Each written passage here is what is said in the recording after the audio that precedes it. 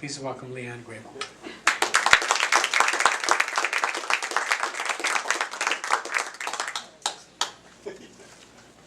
Hello. So good to be here in front of lifelong friends. The Stockton contingent is here. And speaking of Cafe Lena, our original baker, Mike Weinstein, who we are staying with, is here. And if you ever went to Cafe Lena and had any of the delicious baked goods, you can thank Mike, including the first challah to hit east side of Portland. I did decide to not be political today because I do have exploding head syndrome this year and last year. But if you want to, this is a book that was created in January, Outrage versus Ophelia. Ophelia's the new granddaughter, and it's for sale over here for only $5. It's illustrated, speaks about my outrage. One other thing too, these are free.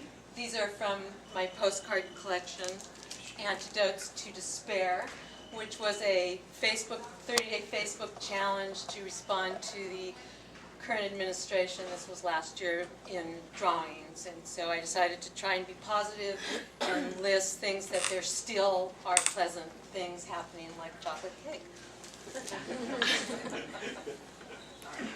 And Steve Sander, my husband, is going to be joining me on a couple pieces, including the last piece that I'm going to do with the keyboard. But I decided to do a little bit teeny bit from every book, and then a bulk from the new book. So one of the first books was this memoir, Brontosaurus, and it was published in 2011, and I just want to do the introduction. And I'm usually the hold the mic type of person, so I'm going to do that. The Brontosaurus was immense, the size of 5 elephants.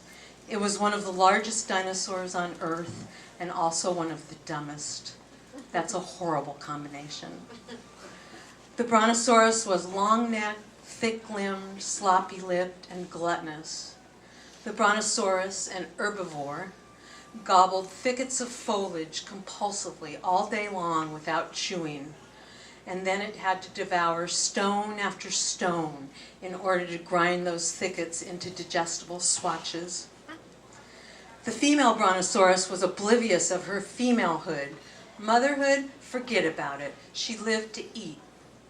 Knocked up, she'd drop her eggs on the ground with no guilt, like so much panty lint, as she plodded along on her meandering, ill-fated chomps. She had to eat landscapes in order to sustain her tremendous size. Babies? Who had time for them? I am telling you this because there is a Brontosaurus in this room, in my life, gigantic and stupid, like an elephant, but 5 times the size. Rape. It's rape. It stands in the middle of my life like a Brontosaurus. It showed up early, and then it devoured a large portion of the rest of it, glutton that it is. There was reaction and effect. There was grief, confusion, pain, hilarity, fright, sex, love, not love, oddities, sadness, jokes. Everything always had jokes. Still, I like how it feels to tell you this now, even though it feels like it's somebody else's story. Sometimes when I tell it, I am jolted by a random jerk, a shiver, or even a short, deep sob. It always comes out of nowhere fast like an asteroid, reminding me this story is actually mine. I think every time I tell a sad part, some of the sorrow gets sucked out and dribbled over a cliff. Every time I tell an ugly part, some of the ugly gets gutted, lumped up, and lugged away on shabby carts with stupid wheels by buff and sturdy workers. Every time I tell a joke, I laugh. You know, I like how it feels to be telling you this now. I like how it feels for you to be hearing this now. I just want to let you go.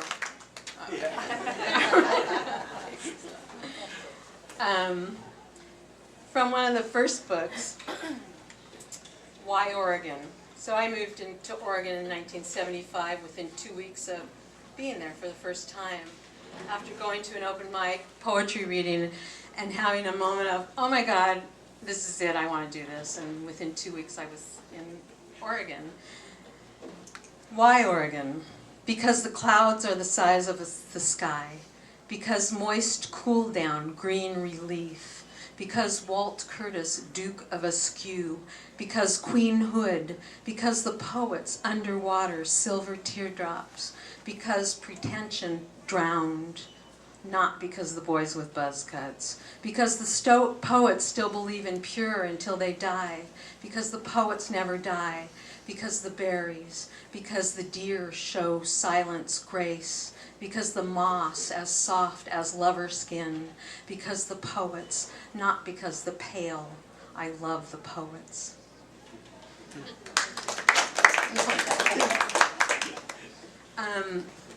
I spent 12 years working in a treatment center for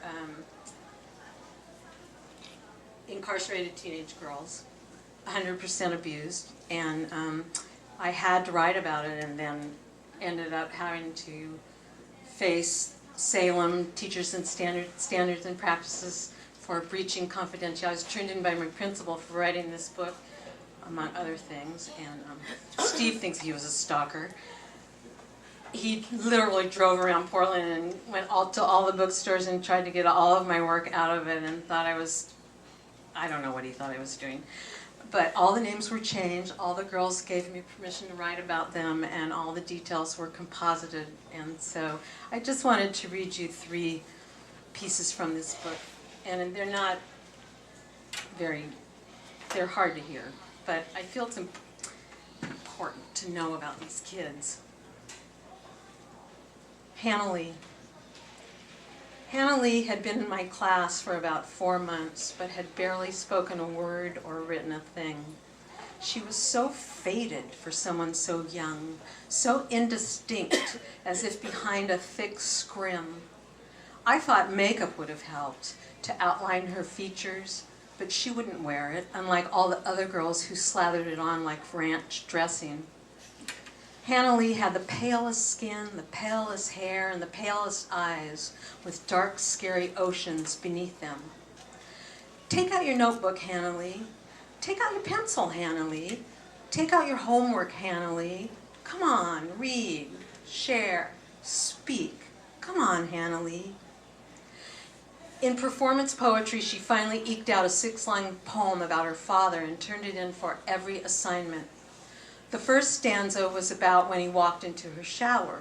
She was washing her hair with Garnier Fructis. I made her remember the shampoo.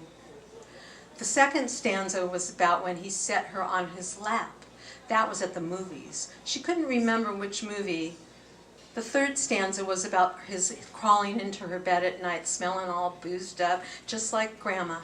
She had Finding Nemo sheets. The bed skirt looked just like an ocean. We thought Hannah Lee's mind was pale. You would have too. She moved like chowder and stared at the corner of her desk as if there was something to see. Then she joined my Holocaust class, and she wrote a 3-page poem, single-space, margin to margin, in the voice of an empty canister of the Nazi poison Zyklon B. Quote, "We could see what we were doing. We watched as all the people choked. We couldn't help but form bitter clouds. We couldn't help but weep. We wept." Hannah Lee's poem ripped our guts out. That she wrote it ripped our guts out. Color came back into her cheeks. Finally, there was a darkness darker than hers. She was no longer the biggest victim in the room. There was something so relaxing about that. It's fascinating how misery adores its own company. It's a good thing. Candy. Candy's story was the worst any of us teachers had ever heard. Her father was a sadist, an idiot sadist. He used a pig whip on Candy. He would whip her and stick it up her everything. He called her horrible names while he was doing this, like pig. You pig. Candy wore her story on her head like a used bag or an impacted tooth.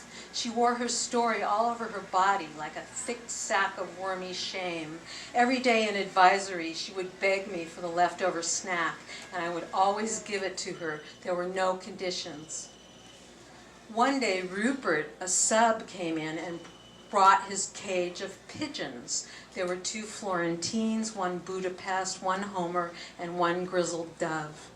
Rupert held the pigeons like wallets. We stared in awe as he put them in his pocket and his mouth like corn cobs or bananas.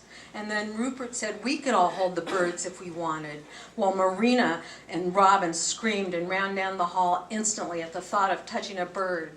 But the other 8 girls giggled with excitement. When the birds came out, the girls calmed down quickly. They cradled the birds like little dolls, little loves. The birds were still and a little creepy, with their pimply, wizened claws and their bony wings as light as toothpicks.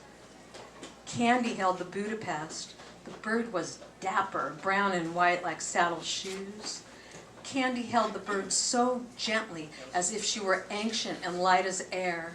The bird was calm in Candy's hands. Candy's face peeked out from behind the bird's small belly. She was beaming. Her teeth shone. Her hair sproined. She looked like a sweet little goofball, not a pig. Delight shaped her face round like a child's, not a pig's. Candy's giggles exploded like piñatas. Our laps filled up with slinkies and thousands of mini balloons in every color you can think of. And one more. This is the happiest one, the ending. Actually, some of the kids, so I was kicked out in 2015. Well, actually, I was put in another treatment center. But some of the girls have popped up on Facebook, and they say 10% of kids in treatment actually do well in life. So there's one person doing well. Rebby. She came in last September wearing Coke bottle glasses and hand-painted tears. The glasses made her eyes look ridiculously cute, like a cartoon raccoon or a sad Pekingese with astigmatism. Her eyes were ringed with liner, and black tears marched all the way down to the little tunnels of her nose. She wore expertly distressed pants, black military boots, tons of zippers and buckles like graph paper. She wore fingerless gloves made of some kind of cheap and pinkly acrylic. Rebby slunk into first period every day with her arms wrapped up in gauze, thick layers of gauze that were always pinking up. She looked like a boxer or a gothic snowman or a stuffed and well-worn bear. And then one day, it all changed. She stopped. She changed all her details. She stopped wearing black, she stopped wearing gauze, she got contacts, and stopped being the girl behind the uber-thick lenses with eyes like empty dinner plates. "How'd you do it, Rebby?" I asked her. "How'd you quit cutting?" "I don't know," Rebby said. "I just did." That night I went home and I lavishly entertained the thought that perhaps poetry helped. Rebby loved poetry. So maybe all the Stafford and Oliver, Merwin, Simic, Sexton, Lux, Locke, Plath helped. Maybe Rebby realized that poetry was blood, was another way to bleed, and I felt really good for a couple seconds. I really did.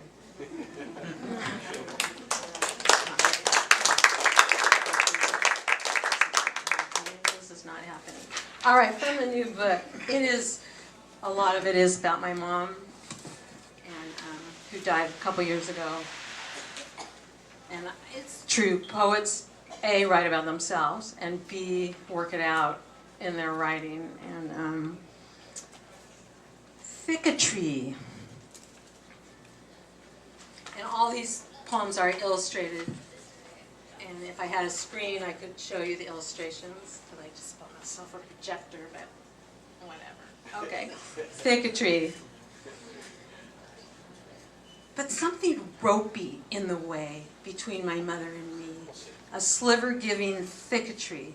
I got scratched, she got scratched, every time we edged closer, got tangled in history, dusty maze, I was mad at her, 64 years to get over it.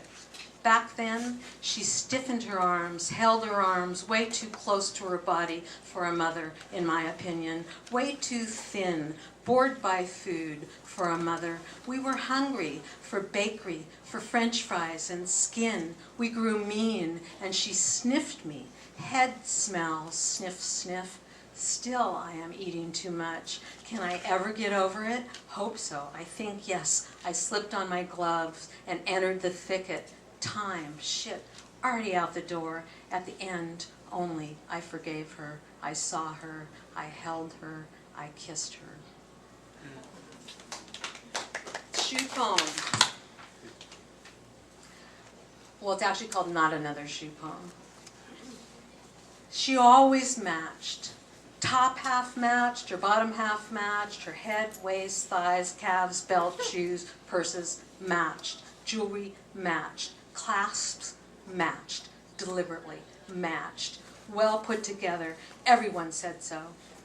She had hundreds of lipsticks, hundreds of tones, 90 minutes easy, getting ready every day, putting on her face, hair done every Friday, fingernails, toenails, such lovely feet, AAA width, slender and pale, yes, like doves, her feet. In one closet, many stacks of slender shoes, original boxes, carefully labeled, Kelly green heels, navy buckle flats, cherry red keds, fancy silver pumps, gold jeweled sandals. Every letter was a capital, slanted, sometimes with a serif. She was always trying to give me her shoes. It became a family joke. I can't wear them, I'd say. I'd been saying it for years. My feet are stubby, like potatoes, like beets. She'd laugh, big. She had a big, deep drawer, spilling with scarves, dozens of exquisite fluid angels, hundreds of tones. But her body, the opposite, choppy, restless, her fingernails sharp, her bracelets jangling and scratching. Now I have daughters. 2 daughters. Thank God they are here. Like fires, they flare. They flared over the both of us. They warmed us. They kissed us both on the mouth. My daughters, the good queens, they lifted us. They cradled us and spun us. They rocked us. They rooted us. My daughters, my mother and me.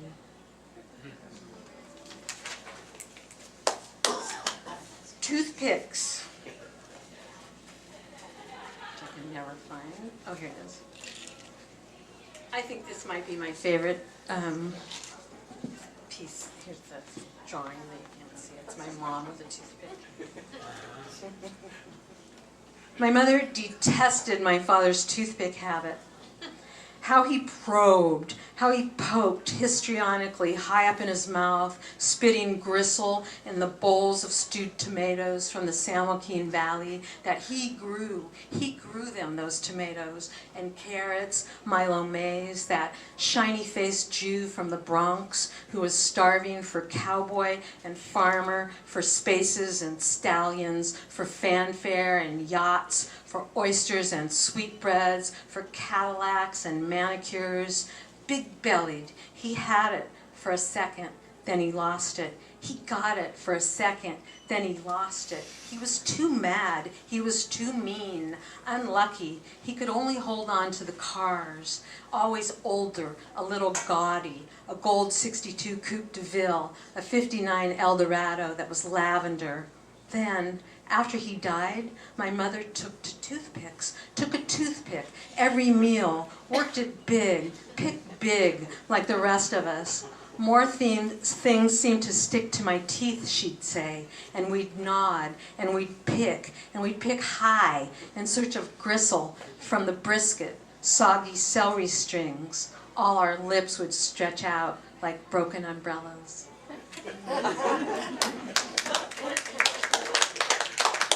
Hula hoop. Oh. I mean, I realize that I have no secret. I mean, I don't know. I hope that I reveal a lot about myself and my family. I hope you're fine with it. I just never had this desire to keep anything secret. So feel free to ask me anything. Oh, how she loved her roll-on deodorant. She rolled and she rolled. She stood topless in a half-slip before the mirror and she rolled. She was good at the rolling. It was one small thing she was still good at. Should I be telling you this? And then later, bent over, butt naked, she clutched the tub, waiting for my help. Indecorous, after 95 years of rigid propriety, I held onto her shoulders, so tiny, so gently, as if holding a sparrow or a butterfly. I held my inhale, always had, always did. She was pleated. She was huddled in the tub like a victim. Relax, I said. Cold, she said. Angry. I felt stingy. It was summer. It was hot. I had the heat on. I was roasting. I was sweating.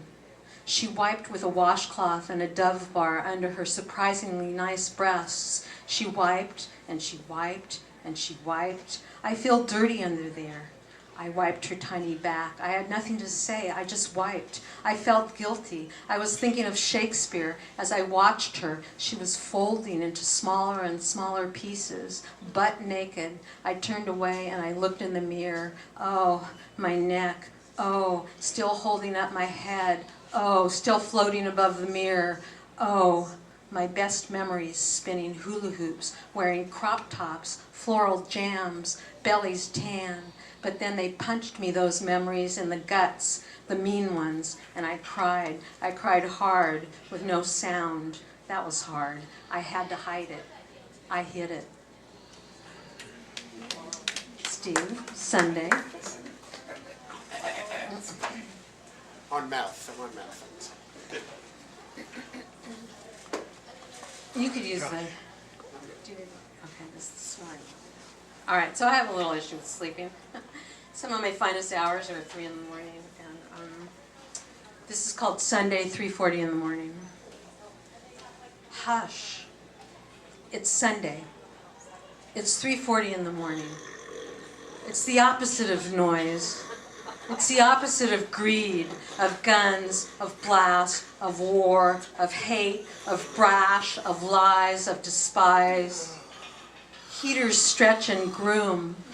Blooms of lint dance with dog hair, then play a little Scrabble, play a little Mexican train. Furniture goes to the gynecologist, unabashedly.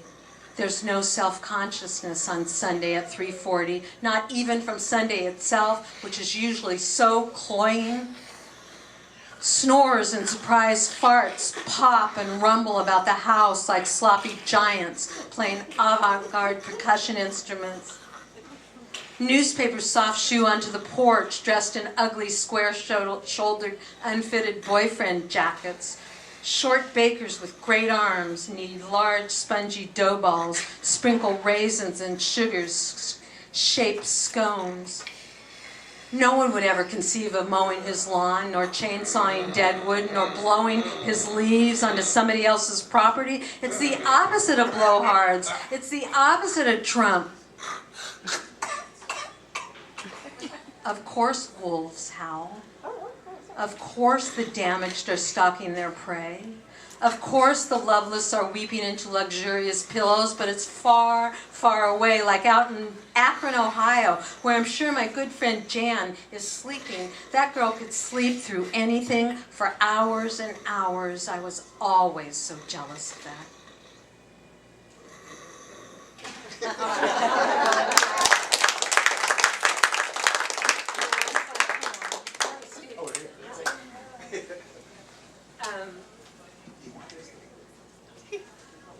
Yeah, maybe. Yeah, let's just, okay. Somebody made a big mess here.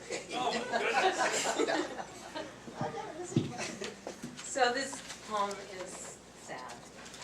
So you might want to have a piece of Kleenex right here.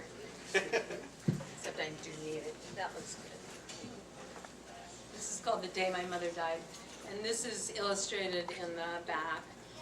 And actually got picked up by 2 different magazines, and I told the second one that's already been published, and she said, I don't care, we want it. So, hold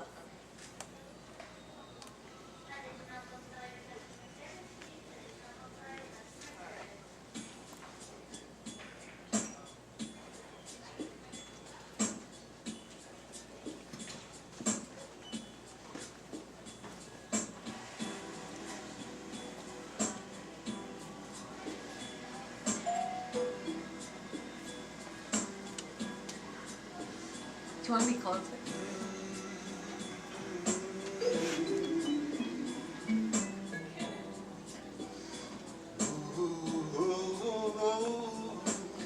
Absolutely everything has been said about the death of the mother. It's enormous. It's bigger than a brontosaurus. It's like its own planet. How in the end the mother curls up like a fingernail or an apple stem on the coffee table, and how desperately sad that is. It's almost unbearable. Those bastard details of the body going down. And yet in the end the body's brilliant. How its juices finally take control of the mind when the throat no longer swallows, when the food and water stop, the organs spray out their opioids, and they keep the dying stoned. It's sweet. The body is perfect host.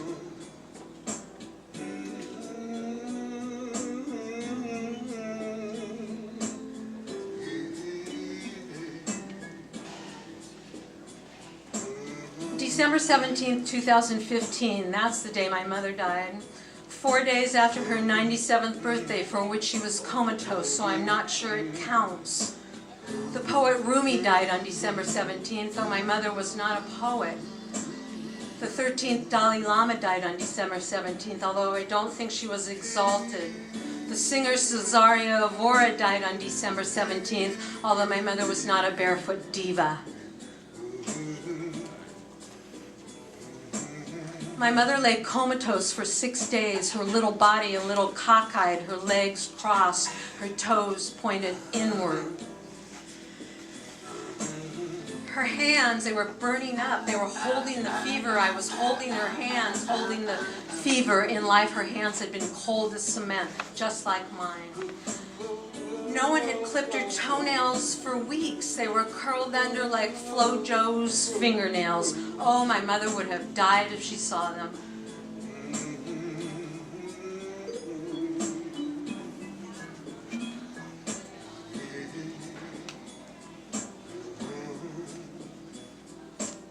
My mother's nurses were from Guatemala, Colombia, and Haiti, and they kept coming into the room and crying, and they kept telling me how funny my mother was. They all said she was so funny. I couldn't think of one joke. I couldn't think of one time she was funny, so I had to call up my sister, and my sister said, well, she wasn't that funny to us. She just wasn't that funny.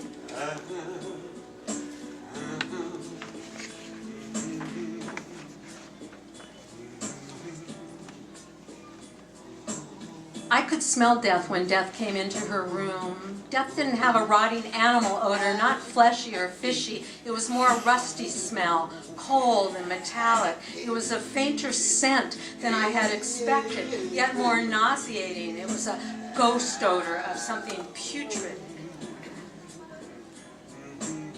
She closed her mouth and she made a funny face, a comedian's face, like Red Skelton or Jonathan Winters. Her lips curled under as if she were toothless, which she wasn't. I mean, she had more teeth than I do.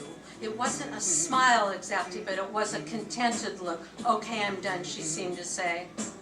My mother had had an eye infection for months, and I know I shouldn't be telling you this, but the rim of her left eye was swollen and crimson like a young mouth. But the instant she died, the redness disappeared, and one clear tear fell from the corner of her bad eye, crystalline and glimmering. Death, by the way, looked exactly like Richard Boone.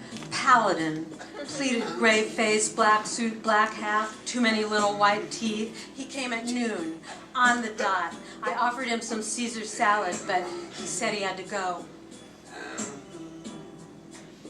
He was driving a Porsche, an old Porsche, matte black, no muffler. It was really loud, and it was really obnoxious.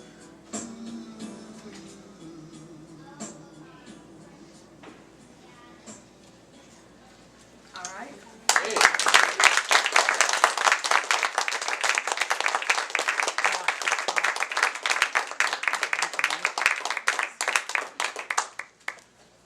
That's it. Thank you. Till the end.